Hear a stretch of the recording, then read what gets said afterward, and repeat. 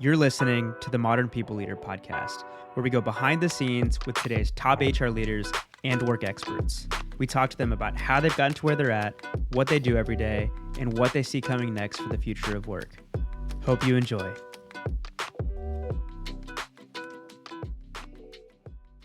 Polly, welcome to the Modern People Leader. How you doing? I'm great. Thank you very much.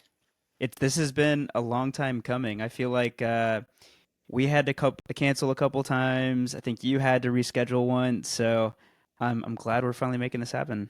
Yeah. Yeah, I think it's the nature of working in a VC that, the deal comes first. So, yeah, I'm a bit unreliable in that respect. So, sorry.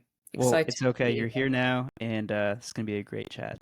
So we start every episode with something that we call good news stories, just a way to start the episode off with some positivity. And it could be anything from your life. It could be, Hmm. work related. It could be something from your personal life. And we like for our guests to go first. So if you have something, feel free Yeah, to jump in. If not, I'm sure one of us can go. cool. I do. I mean, so my daughter was 12 this week, Happy Violet, birthday. and she got her first iPhone. And the thing that is Oh, really wow. bringing me joy is that she doesn't have her friends' contacts in yet, and she's only 12, right? So she's going to the senior school this fall. So I'm the only person she has to text, really. Oh, So it's the most lovely thing because you think when you give your child a phone, it'll be their exit route from connecting to you in a way. They spend their entire time on the screen, blah blah. We all know that. But actually, what I'm getting now is just really regular WhatsApp from Violet. So I kind of want to protect this for as long. it's not going to last You long, I definitely. bet.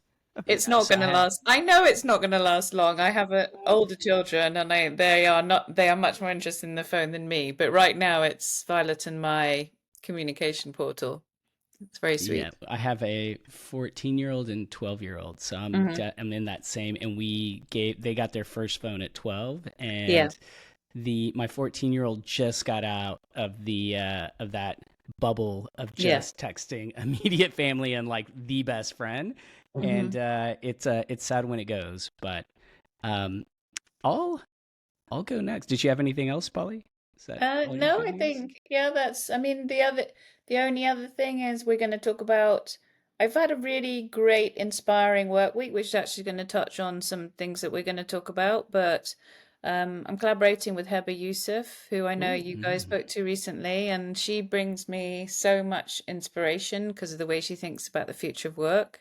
So that's been incredible. And then the whole kind of thing that we were going to talk about, I've spent a while with some really interesting organizational psychologists who think about all of it's around the future of work, I think. And that is great because some weeks you're just in the weeds, and then other weeks you talk to people who really make you think about what's next.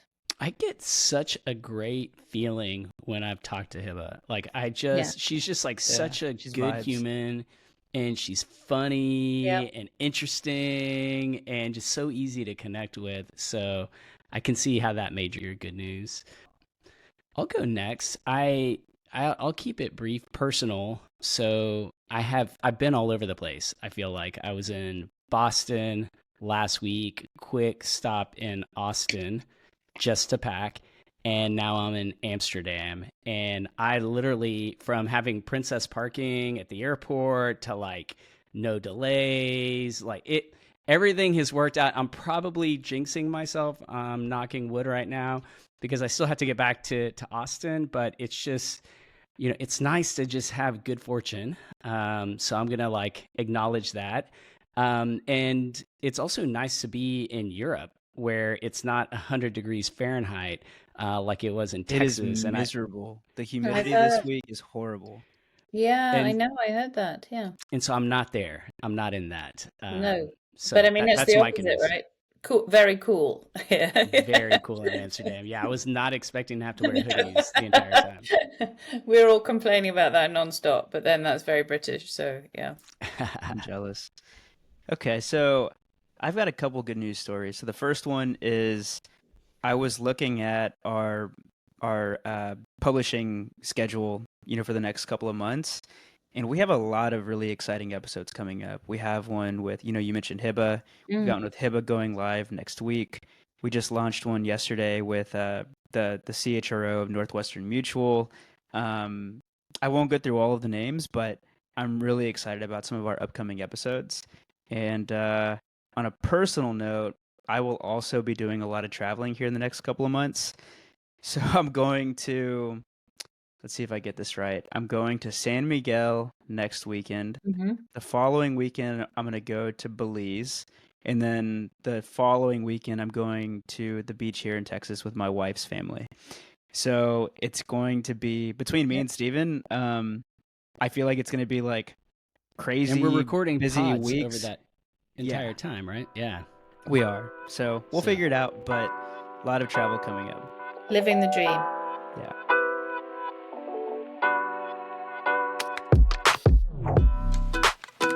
Hey everyone, we've got a big update for our event that's coming up on September 17th in Austin, Texas. The amazing Katie Burke will be the fourth and final guest at MPL Live. For those of you that don't know, she's the former CPO at HubSpot and on the boards of Paycor and the Boston Red Sox. And she's an OG MPL guest from a couple of years ago. So it will be her, Jonna Driver, the Chief People Officer at Lattice, David Hanrahan, the Chief People Officer at Flare, and Jessica Zvan, the author of Built for People.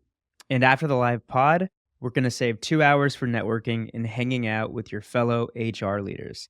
Tickets are on sale for $249, but we have a special treat for our podcast listeners. Use our exclusive discount code MPL-Live-50 and snag your ticket for just under $125. If this sounds like something that you want to check out, the link to register is in the show notes. So yeah, grab your ticket today, and we will see you in Austin.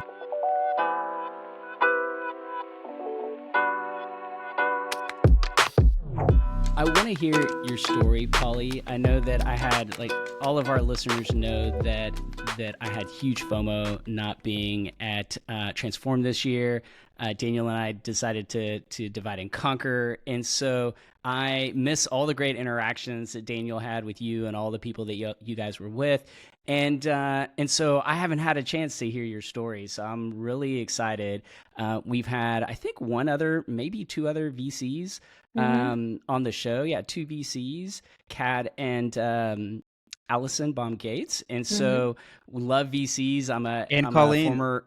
Three. And Colleen McCreary, yeah. How could I forget Colleen? So I'm a former founder myself. I feel like I could have a side podcast just, related to the topic of being an entrepreneur, scaling businesses. Like I just love it. So I'm really excited to hear your story, how it led you to the world of finance and your role at EQT. Sure. Yeah. I mean, I never thought I'd end up in finance for sure, but then I think I've taken a very zigzag path in any case. I started my career in marketing, actually. I was a brand strategist and consultant. And for me, that is like everything about building a great experience is communication of the experience across all the touch points. I think that foundation has really led to my passion for culture building and change. And there's so much interplay between that. So I did that for the first 10 years of my life, working with creatives, which is something I still do. So my husband is a photographer. I do lots of pro bono in the art world. I love the different thinking between digital and creative, like how there could not be more of a different thought process, and yet both sectors excel in what they do, right? But in totally different ways. And I think that keeps me very grounded. So I did that. And then I went freelancing in an advertising agent, really big ad agency, who were going through a huge period of growth, transformation, and change. And they wanted someone from the business to guide that change. So it was a people role, but they wanted someone of the business. And I moved to do that, to guide the transformation. And it was transformative. I absolutely loved it. There is just something about affecting. So first of all, I love the complexity of a really agile environment where there is no certainty and it's all moving. And then also the second part was that from a people perspective, those are really interesting problems, because the thing about change is no one ever tells you they don't like change because it makes you sound boring. but lots of people don't.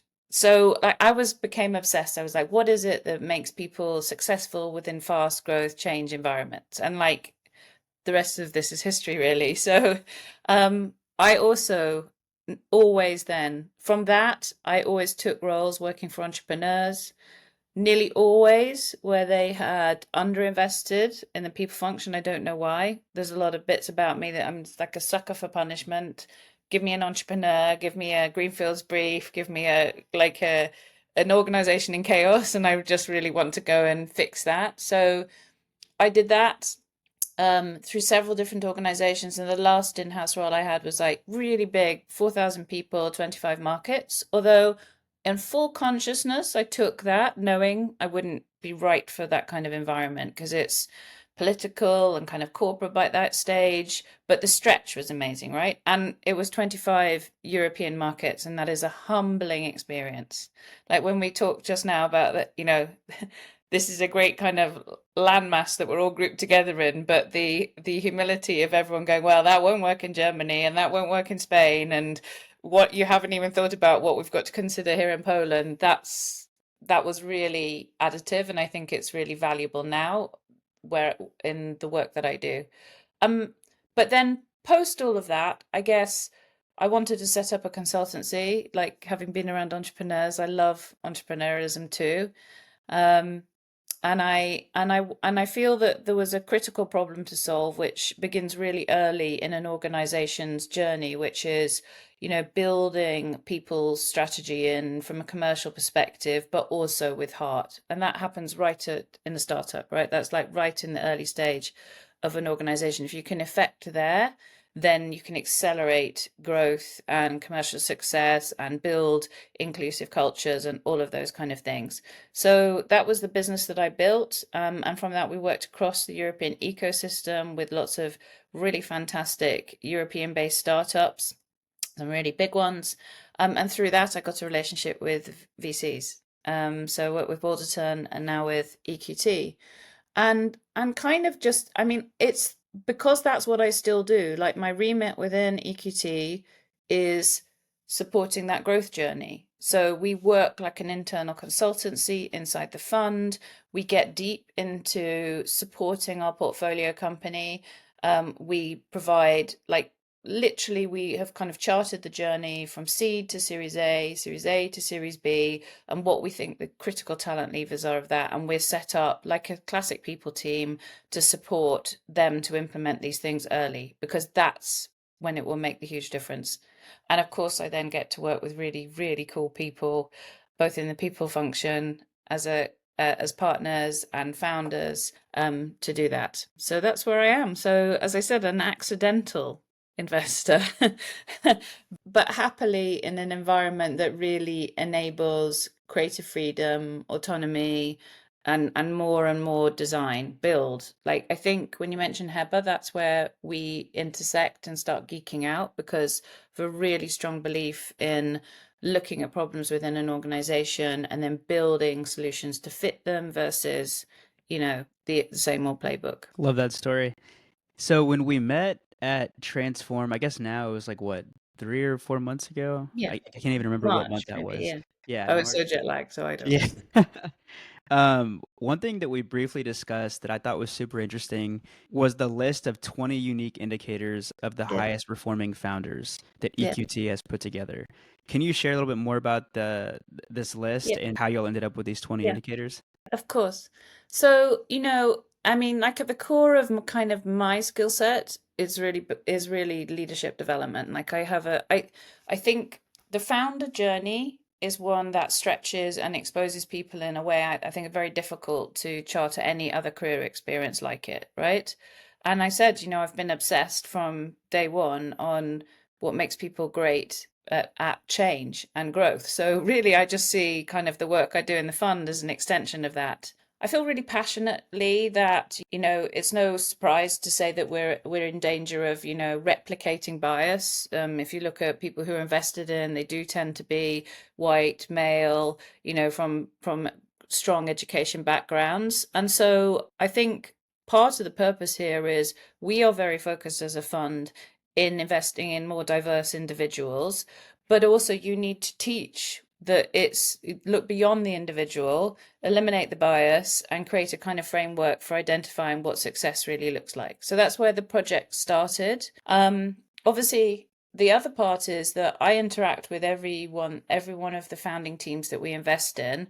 And then, it's critical not to look at the weaknesses of these individuals, but to emphasize their strengths by building teams that complement each other. And that is something a mistake that I think a lot of founding teams make. In early stage, it's easier to work with people who are like you, who have definitely similar value systems, but equally, quite frequently, you see similar personality types. So we're going off script, and we warned you, and I hope that's okay, Polly. Yeah, of course. So I want to zoom out, and then I want to quickly zoom back in. So zooming out, just so that we can give our audience some context. Yeah. Who are some of the logos in EQT's portfolio that our listeners may have heard of? Okay. Well, we're investors in Peakon. Okay. We're investors I'm talking about HR tech, so Beamery. Okay. We're investors in Unmind, so the wellness platform. I work for the Growth Fund too, so I work with WellHub, Livia, the amazing people leader there. So those are some of the logos that people would recognize, I think. Okay, very cool. So now let's choose one of the founders of your HR tech portfolio companies. And, I would love to, hear a story about one of the 20 indicators. Like for one of those founders, pick anyone, what of the indicators, like what was that moment that you were like, wow, for company ABC, like when you were talking to the founder, when I spoke to their founder, I knew that this, they had the trait of like insert indicator, and like, just tell us about how you have put these 20 indicators to work, maybe and if it's not your HR tech portfolio, maybe it's in one of your other founders. Yeah. I think there's two things that might not surprise you. So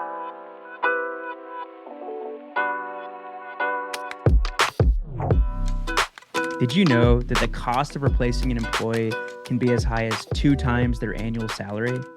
According to Gallup, that's the reality that many businesses face today. Great Place to Work has delved into this pressing issue by analyzing data from over 1.3 million employees at 2,400 plus companies across the US. Their findings are crystal clear.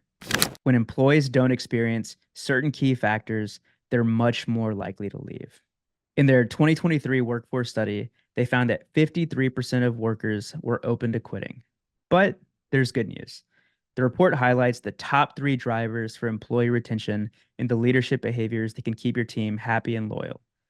And it's not what you would expect. It's not ping pong tables. It's not high pay. The real drivers might surprise you. So if you're curious, I highly recommend you go download your copy of the Unlocking the Secrets of Employee Retention report. All you have to do is click the link in the show notes.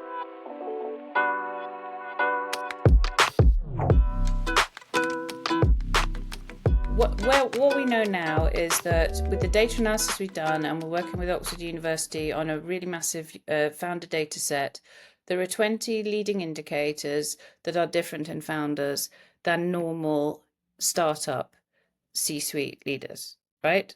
And what it's showing us really excitingly is that these are categorically different. There is, across every type of data analysis, they're scoring more highly in these areas. One of these is resilience. Okay, so the ability to, with confidence, keep going, not take the setbacks personally, adapt and roll. And then the other one, yeah. That's a big one. I just haven't been a founder. You're gonna get knocked down, and it's gonna happen over and over and over. And this may feel, hit close at home for Daniel right now because he's going through the Yeah. motions. And so you have to be super resilient, and it's hard. Even when you are resilient, it's still hard given the volume of like challenges and failures and setbacks and letdowns that you're going to encounter. Yeah. And it also comes with like a lower score in sort of like self-reflection or contemplation, like internal focus, right? So more resilient, but also just less inclined to consider things, which links through to making fast decisions, right? It's a very strange part of the journey, and Daniel, I'm sure you're going through this, but at the early stage, you have to optimize for fast, right? So those characteristics, fail fast, recover, and keep going. And that is everything about getting to product market fit. And then really bizarrely and unfairly, the second part of the founder journey, when you get really big, like Series C and beyond, there you need to be structured and consistent and delegate. So it's like almost opposite skill sets. But throughout that whole thing, resilience is an absolute consistent, and combined with a focus on those things being learning, like an absolute open book around everything that I'm experiencing. One, it's not personal, that's the resilience. And two, I'm going to embrace it as learning, because you're not driven by a lot of these individuals, highly obviously competitive, but not driven as the primary motivation on the acquisition of capital, like money, even though that's the secondary byproduct of doing this. The first is learning.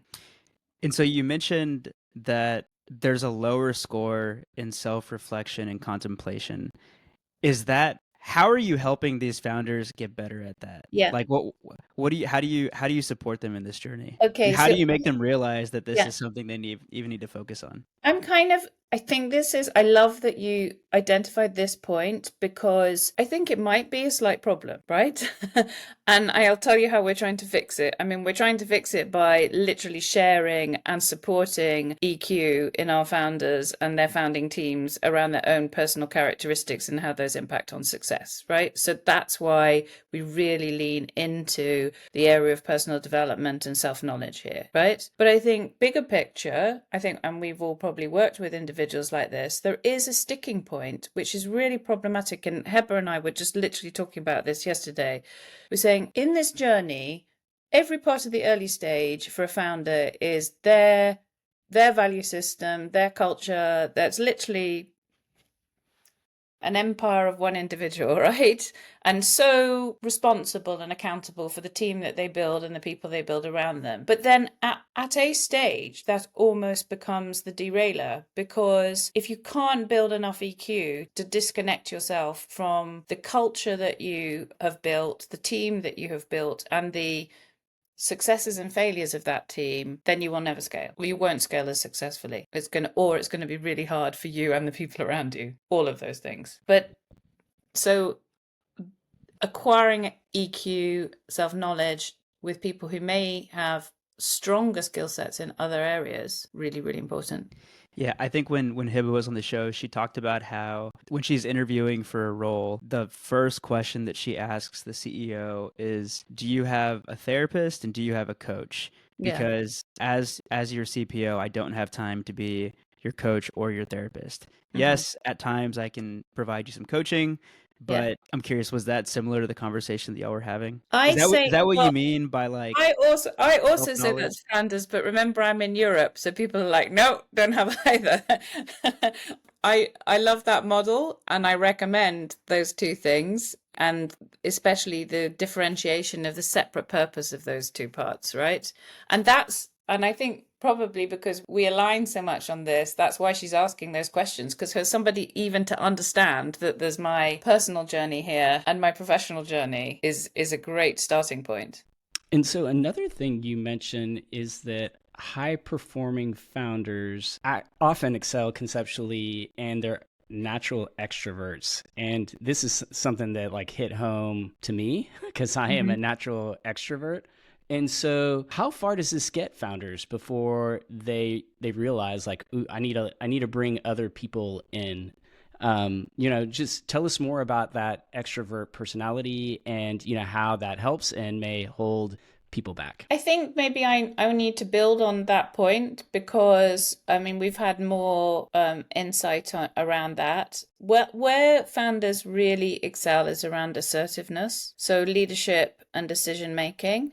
But I mean it's an interesting point right now, right? It's almost like a reset on the founder model because of AI and the people we're investing in right now with really, really early AI centric ideas and products. And I don't think all of those people are extroverts. So I think we've been through an interesting time, probably in the last kind of four or so years of investment where there's definitely been more investment in the market and seen a lot of extroverts. But actually, what is the really critical part of this is leadership and decision making and high assertiveness. So somebody who demonstrates really strong leadership skills and just wants to take charge. That might sound like an extrovert, or it might just be a very confident introvert. I think the one thing about extrovert introvert dimensions is that's the one part of all of this that everyone I ever speak to is really comfortable with, right? Like we've got that. We can within tech, we're very comfortable with creating environments where both of those people thrive. The rest of it, I guess, we're still learning. Part of what I heard right there was there's this new profile of founder that's emerging. Is that right? And if so, can you describe this profile? Like what I heard there was AI. I'm guessing these are people. I mean, I'm just very curious about this, right? Because it would be totally wrong. So first of all, I'm very, very clear. This is not a pass or fail exercise for me, for the fund, right? We're trying to shine a light on an area that lots of people struggle with. I think even really experienced founders, quite often, this is an area they're less confident with, and yet behavior, personality is proven huge contribution to success, right? So how do we take this area we're all uncomfortable with and talk about it as impact on success? And then we would be doing this in a flawed way if we were just to take how founders used to be and interpret that across the next decade, because that's the whole point of the industry we work in, right? It's about innovation. It's about not what's now, but what's next. And so, if you look at a standard founding team in a deep tech company, that will be a chief data officer, and maybe 2 engineers. So it changes the profile, like what they're trying to achieve. And in a way, maybe it resets back to, I don't know, 8 years ago. Yeah. We had, oh my God, I'm blanking on his name. Wade Foster from Zapier on the show with Brandon Timmett. So Wade's the CEO, Brandon's the CPO. And one thing that Wade said at the very end of the episode that stuck with me is that he believes here in the next 10, 15 years, we'll see the first one-person billion-dollar company, largely because, a lot of startups that are starting today are building AI, or they're like master chat GPT users, and they're able to do way more in their 8 hours in the day. Is this something that you're seeing with some of the newer companies that are entering the portfolio? Intentionally the model around hiring, the speed of growth being parallel to the scaling up of the team, that is something they've all moved away from. They don't see it as necessary, and I think a lot of those people also have been in organizations where they see that as almost part of the problem. So a much slower rate of hiring. I haven't met anyone who's just going to do it on their own yet, but I'm excited about this now. What do they look like? Because it blew our mind. We were like, a single person billion-dollar company. Like, just think what that is implying. Like, there's so much just to get to a million, a single person, or 10 million. And so it was just like, it's a fun thought exercise. It is. And then all this work that we're doing is showing thus that this is a team play as well, right? And that's I say this a lot because I think that's a bit critical differentiator of what you're doing in tech, right? It isn't, are we over-indexing? And obviously I'm part of the problem, but are we over-indexing on the founder? right? Because it isn't. It's like I just explained, there is a, and I'd love, there's a different set of skills for the early stage to the later stage. You grow and acquire some of those, but not all of those. You have to have people around you. You have to have EQ to enable those people to succeed around you. But that is actually true of even from seed, that the strongest teams are more diverse from the beginning. Yeah, it's almost frightening. It's exciting and thrilling on one Yeah. hand, but it's frightening for if you're a tech founder right now Yeah. because you're being asked in a very experimental stage. A lot of these things haven't been proven out, and it's real hacky, for the lack of a better word. But that's what you're looking for, and so you're knowing what I know is like, okay, so I'm going to have to do this more alone than I would have before for a longer period of time before Yeah. I can have a proper team.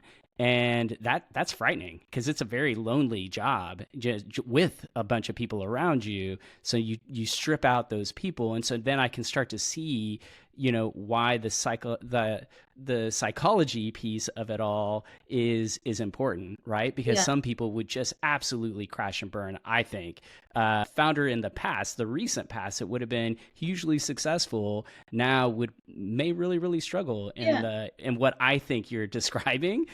But yeah, I'm still trying to wrap my head around like what that looks like as a Yeah, founder I at think we zero. all are, but it's very cool just to touch on the point that this evolves with every tech advancement, with every new era.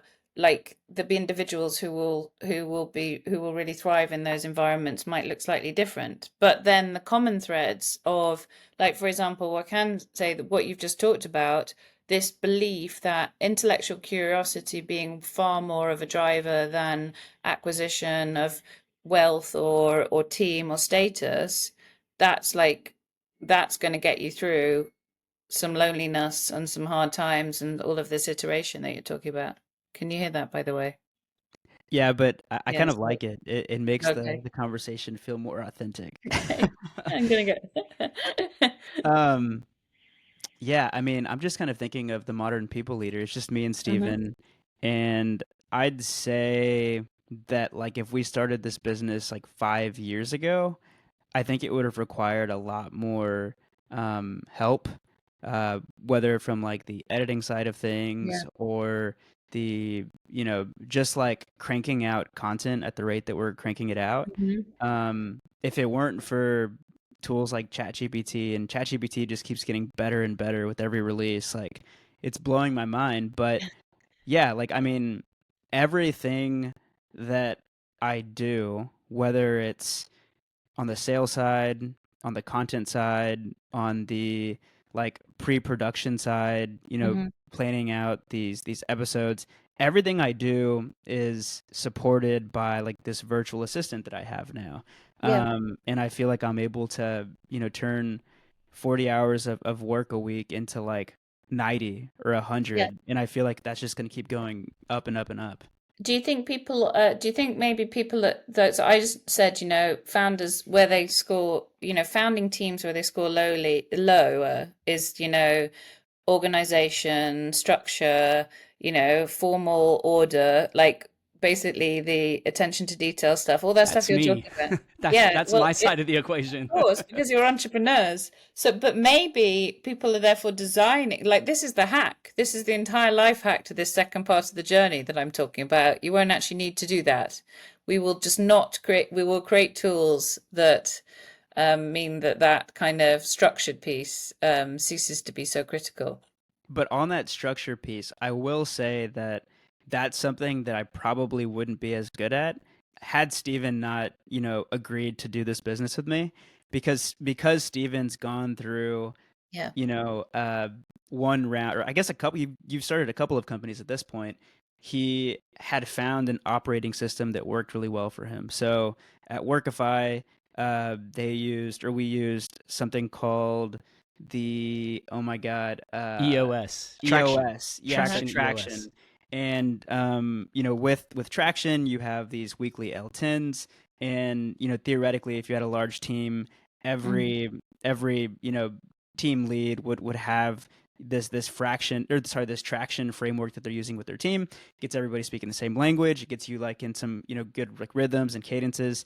And we use that for the modern people leader, and we've been using it, for like 2 years now, like since we made this an official business. So I guess a year and a half ago.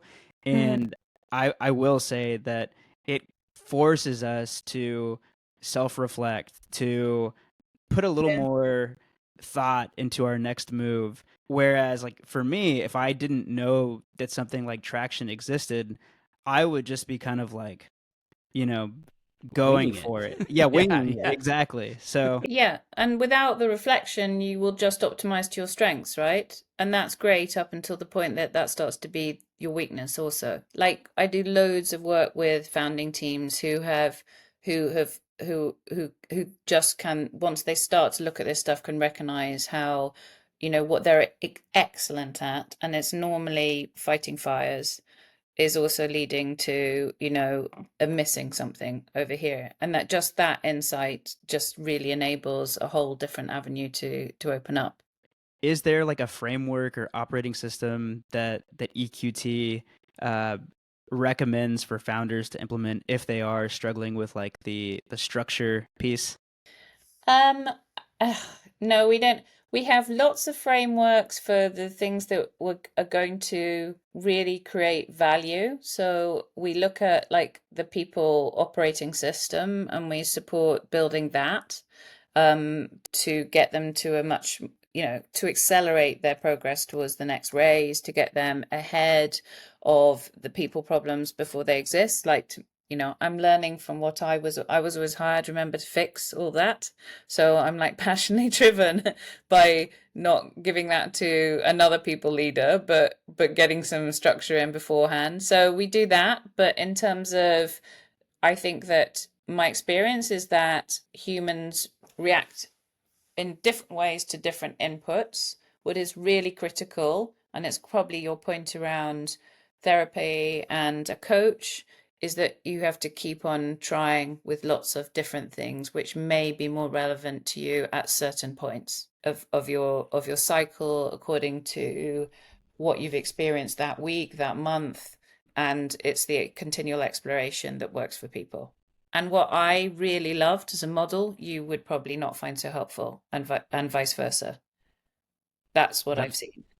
that makes a lot of sense. And Yeah. I know we have a lot of HR leaders that follow this Yeah. show that are at founder-led Yeah. VC-backed startups. Yeah. Any pitfalls that they should avoid with founders? Like what recommendations do you have based on all the victories, the triumphs, and the battle Yeah. scars that you have, Yeah.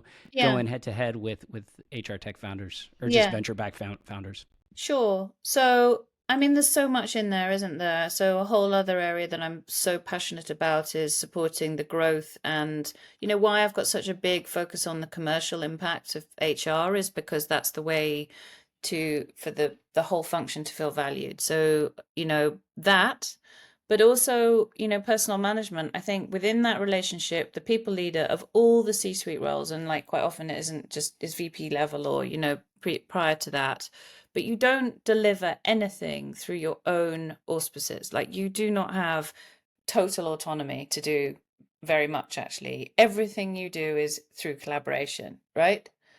But why you do that really well is because you do have EQ, which is an underestimated like skill set. And I've sat my entire career in boardrooms with people who don't value that skill set. And you just have to sit there and think, I know something, I have a superpower that none of the rest of you do. We can all read this.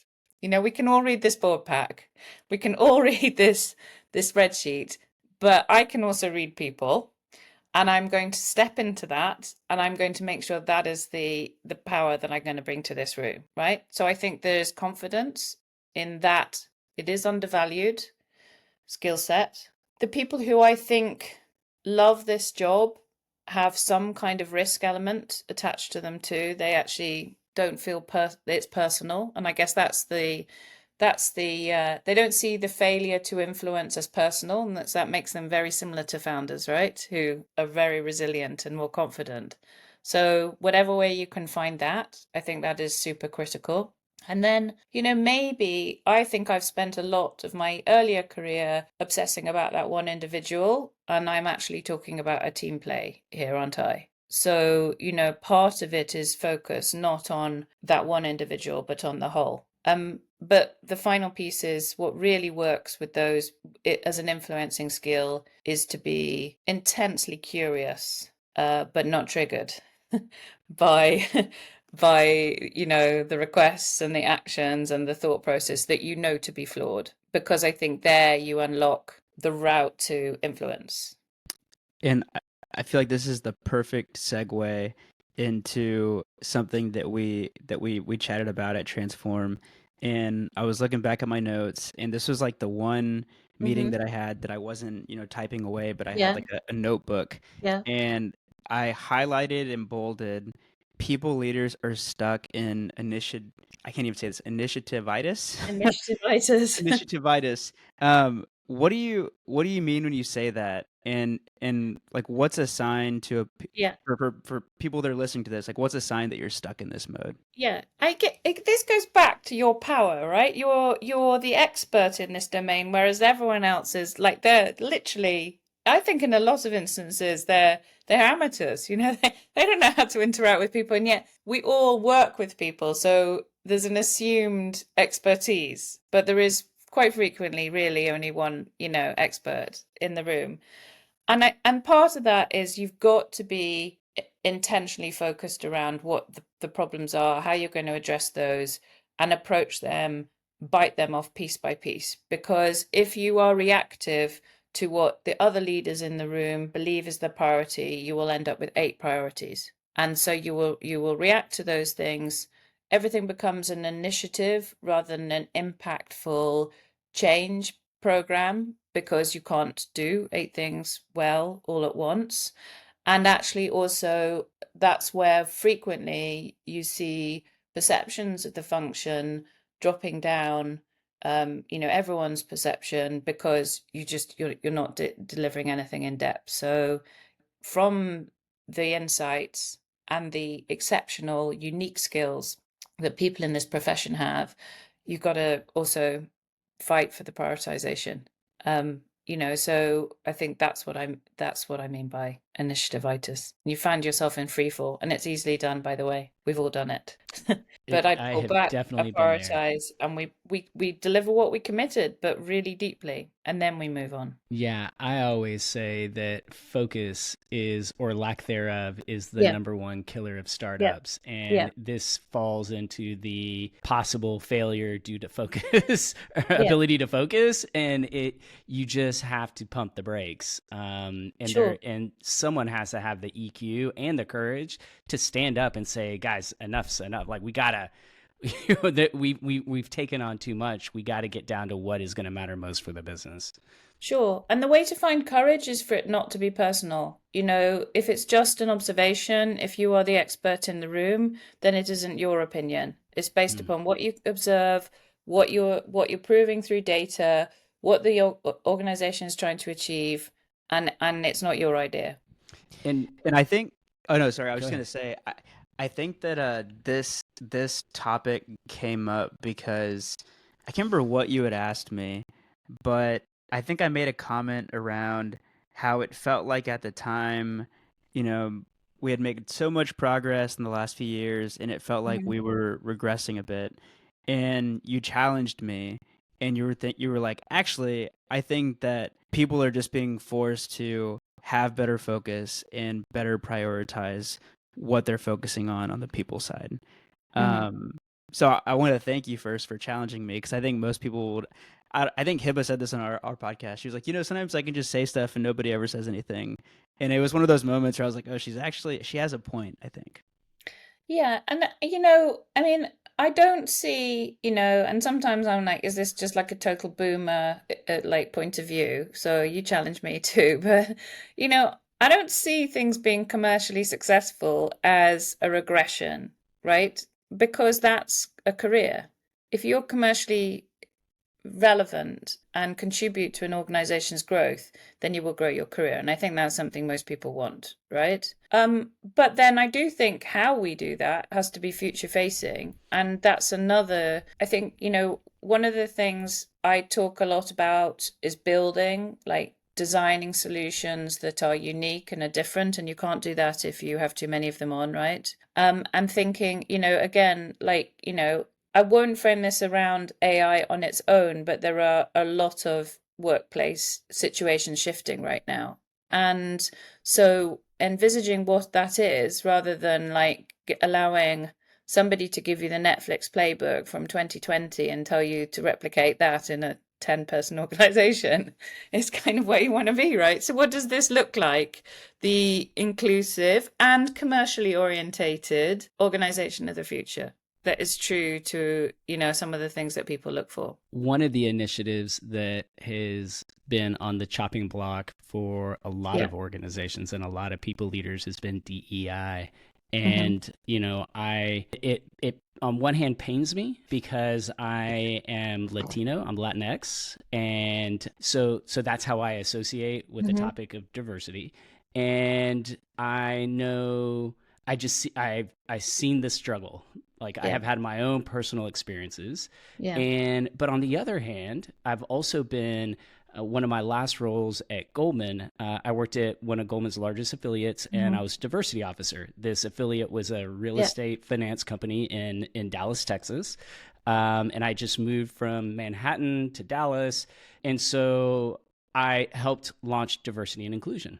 That's how we labeled it. And I got my initiatives rolled out, and then I knew it was time to become an entrepreneur for me. So I took a minute to like think about where I was as a diversity officer and where we are, where like the company and the US economy and the global economy was from a DEI perspective back then. This was like 2011, and where we are today. So let's call it 15 years later.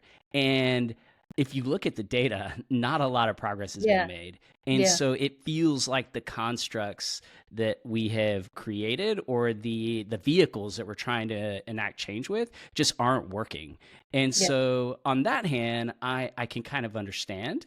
But it still is a very hard thing for me to reconcile as an HR leader. And I'm just curious, what's the advice to those out there that are just like, at the core of who they are really hurting, because of this, around like, how can we move forward on the topic, I guess is my real question. Yeah. So, I mean, my first thing is I'm not an expert in this field, so I always need to work with people. And I have this incredible luxury, which is working with early stage companies. And so, I've said it to you a couple of times that this is why it's such a passion of mine. Turning around an enormous organization like you were in way, way harder. But the cool thing, I said, like, why for me brand translates into HR so perfectly is the coolest thing, phrase not very many people say about HR, is that you literally design the experience, right? The policies and processes that you design, that you build, are the experience. And so that's the opportunity we have, because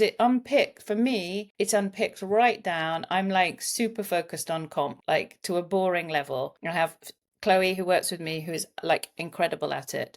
We look at equity because transparent, inclusive compensation is why we're all at work. And then transparent, inclusive compensation is like a massive cornerstone that underpins so much of like, is this environment fair to me? So I guess where I'm trying to bring focus through my influence, but also needing to work with experts is, okay, let's look at the systems that deliver the experience. And is that experience inclusive? Because I don't think you can layer these things on top. They're very, very, very foundational. I agree. That makes sense. And that, we had a while back, we had the VP of DEIB from GoDaddy on the show. And that's exactly what she had been focused on for the last like year and a half, taking like every system and process and like literally mapping it out from start to finish. Every everything that touches employees, whether it was comp or it was onboarding and figuring out like where, and I think she even like created like a spreadsheet and created Yeah. hotspots of where there was the Yeah. biggest opportunity. And then from there, they put together a plan. Okay, we're going to, start with this. And Yeah. then, you know, next year we can focus on whatever it is. So Yeah, and that's the intentionality, which is right. So we can't do everything. We know everyone would like us to do everything, but we're doing this first because it will have the biggest impact. And then you'll see the impact of that. And then we can move to this other thing rather than everybody's favorite initiative having equal weighting, particularly. Yeah. So unfortunately, we are almost at time. And I wasn't even planning to ask this, but I just have to ask this. As somebody who, works for a VC and you see a lot of companies, when you look at a company like the Modern People Leader Yeah. and you think about some of the opportunities that we have and what we could add Daniel, to the business. Are you pitching a round of funding right Yeah. now? And Yeah. I'm Yeah. not No, even, no, I I wasn't am even not. aware. I'm not pitching. They manage their own deal flow. No. I'm just curious, as somebody that like really understands the HR world, Mhm. but also works for a VC, what do you think is the biggest opportunity for a company like the Modern People Leader? Because there's so many different, like everybody has a different idea for us. You don't have to. No, I mean, I believe in micro-created communities being the most value add environment that you can. So, I'll talk to what I think is really interesting in our space and what I try to do too. And through, the people that you have on, but that I have connected with, like you, Hamarani, or the podium to people who are builders and thought leaders. But I think that space is way bigger than we give it credit for. I think there is an opportunity to build the brand of all people leaders by this kind of some of the stuff we've been talking about, right? What is your personal brand inside the organization? How do you explain your innovations and your ideas externally? And so there's an inspiration cutting off point. I mean, quite honestly, like one of the things I think is, I don't know, I've been to a lot of AI events recently. I'm sure you have. They're not interesting. They're not talking about next. This is the most extraordinary, exciting pivot point in culture and work. And we're all just talking about how it's going to impact, HRIS or something.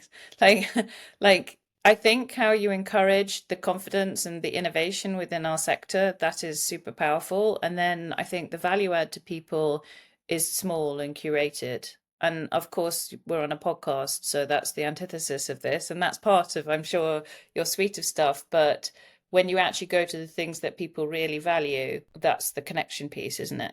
It is, yeah. And it's, shocking to see like when you are connecting, like the power that has, Yeah. just socially, we were locked up for a year and year and a half. I can't remember how long that was. And when we came out of that, it's like, oh my gosh, this is an amazing feeling. And so that is, that's been on our minds Yeah. a lot also. So thank you for sharing that. Yeah. And was there anything else that you wanted to, No. you were going to say? Okay. So that means we're there. We're, Okay. at the end of the show, we have one, we have a few final questions to ask and then one last tradition. So it's time to move on to rapid fire questions. The first question, how do you define a modern people leader? What are the traits and characteristics? Okay, someone who builds, someone who envisions the future and can translate that through to commercial individuals. I love that It- answer. I don't think we've ever gotten a response like that. Someone who We builds. haven't. Yeah. If you could go back in time and talk to a 22-year-old you, what career advice would you give yourself and why? I have never had a career plan. I don't really believe in career plans. If I was in my 20s now, everyone seems to have a career plan. So I think I never was very stressed about it. I think that was probably quite good. I'm really quite rebellious, which is why I like building cultures, because I don't think anyone should be told what to do. So I did explode a lot of kind of opportunities and move on really quickly from one to the other. I think I probably would have told myself not to hurt myself. So I think I was quite self-critical, but that's just my way of experiencing, and I'm and I like a lot of change and input. So I would have told myself to be easier on myself, that this was all going to work out, and at some point I was going to end up in a role in a VC that made me really happy It will all without be okay. stressing about it. Yeah. Love that. Love that. If you could fix any HR people problem with a magic wand, what would it be and why? To the C-suites that they sit in. It's a great one. All right, last rapid fire question. Who do we need to bring onto the show next? So you're in Amsterdam. I was going to tell you, Noor. I mean, there's some fantastic people in Amsterdam that I could intro you to. We had love that. a couple of events there.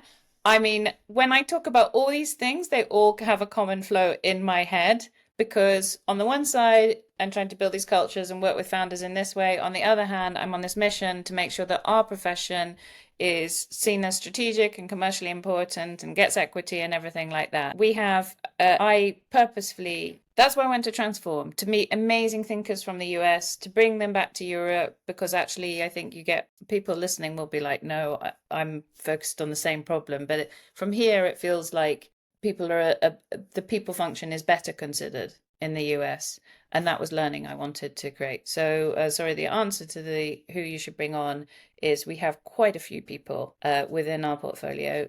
By the way, Livia at WellHub, that now she's in Brazil, so she is US based, but she's incredible. There's a woman called Katie Obi who I think she's like an academic and a thought leader. There is a lot of people over here who I'd love to intro you to highlight, doing incredible work. We will take all of the recommendations. So yeah, okay, cool. Thank you. And that gets us to our final tradition. We call it one word close. It's a word or a few words, just as we reflect on the last hour that we've spent together, how we want to wrap things up.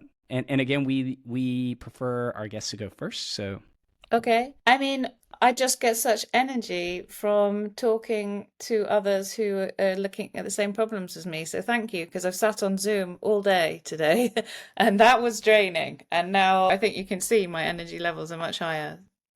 I'm going to say it's time to build. Yeah, we're at this like weird point of our existence as modern people leader where we know that there are a lot of things we could build. It's just a matter of figuring out where to start. And it's time for us to build, Stephen. That's it's scary, isn't it? Yeah. It's scary, well, but if you don't build, you just end up making what someone else has made, the playbook. Yeah, or even worse, your window of opportunity escapes you. And that has happened to me also. So I'm going to go with equity. I usually have a phrase, but I'm going to go with the single word of equity, because that came up multiple times. I feel like that was a theme in most of your responses and shares, Polly. So that's my word. And this has been, thank you for joining us. This has been an absolute joy. You have brought one of our goals this year was expanding more like non-US, and we've had a few guests, but this is just a reminder that the world is bigger than just one region, and our mission and focus has been getting the Modern People Leader live and focusing on what's closest to home. But there's just this whole vast, these other opportunities, these other regions that I think the Modern People Leader can showcase even more. And so hopefully this is, a first step in an ongoing relationship. You're part of the Modern People family now, part of our community. And so, I'm looking forward to having you back possibly and doing more work in Europe. Awesome. That, by the way, is an event I'd really like to go to. So. We're working on it. Okay, cool. Have a Thanks great so much. evening. Yeah. Bye. Bye.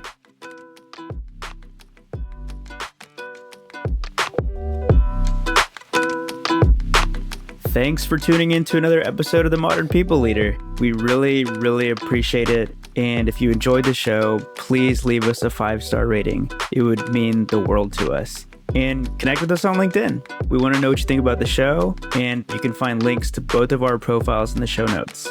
Thanks again for listening, and see you on the next episode.